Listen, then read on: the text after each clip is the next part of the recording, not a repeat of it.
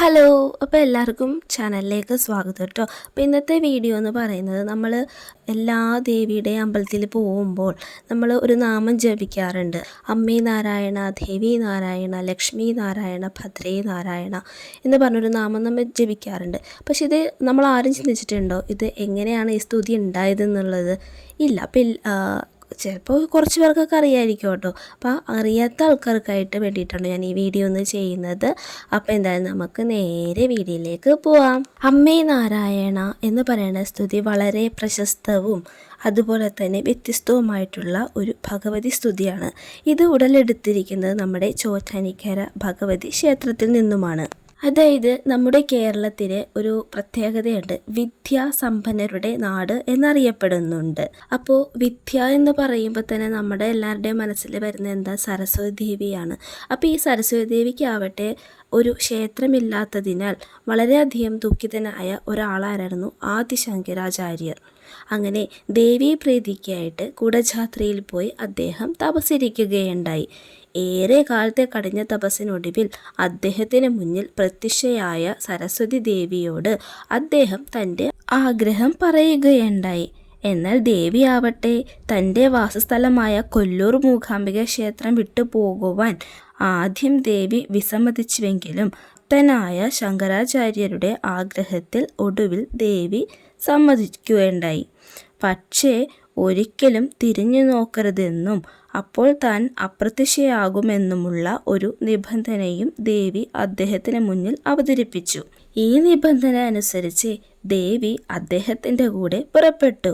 യാത്രാവേളയിൽ ഒരു സ്ഥലത്തെത്തിയപ്പോൾ ദേവിയുടെ കാലൊച്ച കേൾക്കാതെയായി.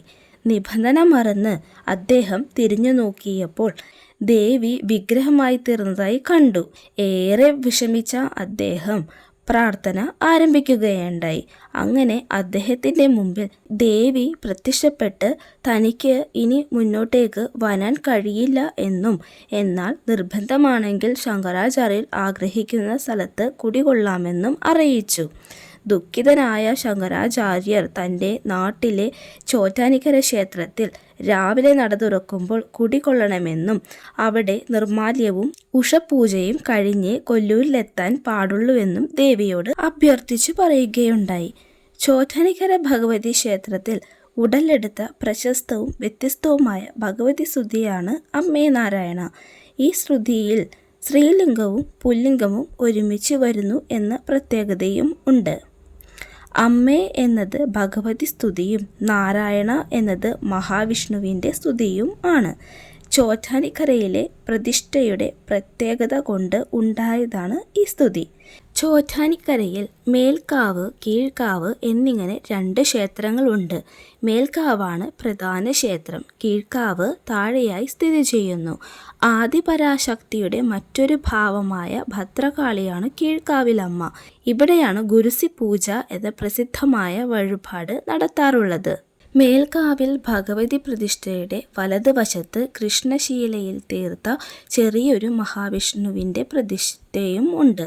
രണ്ടും ഒരേ പീഠത്തിലാണ് നിൽക്കുന്നത്. ഇതുകൂടാതെ കീഴ്ക്കാവിൽ ഭദ്രകാളി പ്രതിഷ്ഠയും ഉണ്ട്. ഇതിനാൽ 3 പേരെയും കൂട്ടിച്ചേർത്താണ് അമ്മേ നാരായണ, ദേവി നാരായണ, ലക്ഷ്മി നാരായണ, ഭദ്രേ നാരായണ എന്ന് ചോറ്റാനിക്കരയിൽ ഭക്തർ സ്തുതിക്കുന്നത്. ഇന്നത്തെ വീഡിയോ നിങ്ങൾക്ക് ഇഷ്ടമായിട്ടുണ്ടെങ്കിൽ ചാനൽ സബ്സ്ക്രൈബ് ചെയ്യാൻ മറക്കരുത് കേട്ടോ.